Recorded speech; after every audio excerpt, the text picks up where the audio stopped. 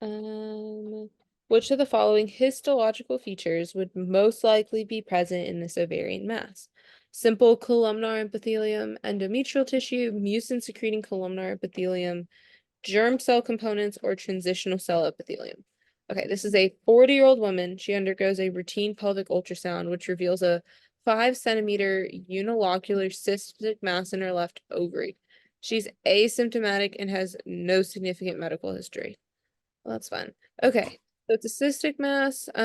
There are cystic masses usually tend to go with your surface epithelial types, which leaves you with the serous, the mucinous, the endometrial, or the Brenner's, which is the transitional cell. It's not, chances are it's not going to be a germ cell component. Those would typically go with symptoms.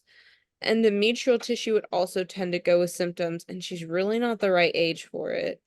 Um, so that leaves us with the simple columnar epithelium, mucin, and transitional cell epithelium. She's younger, which kind of goes with the benign. It's the, if you're a little older, that's when it becomes cancerous, but that doesn't really help me. Um, I'm gonna, I have no reason to think it's a Brenner cyst. I'm gonna go with simple columnar epithelium because it's probably the most common.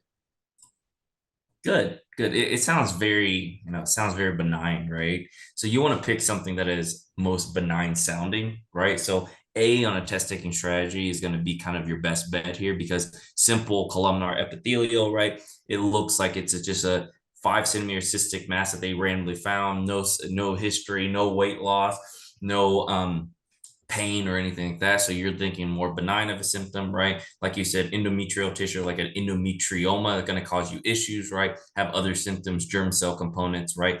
Teratomas are going to be huge and it's going to have solid and mass issues, right? And then transitional, right? Cells are usually solid in nature, coffee bean appearance in histology. And then mucinous cystadenoma is another benign cyst, but, typically multi locular and larger than serous cystadenoma. So this is usually like a cystadenoma, right? It's unilocular, just one big cyst, right? So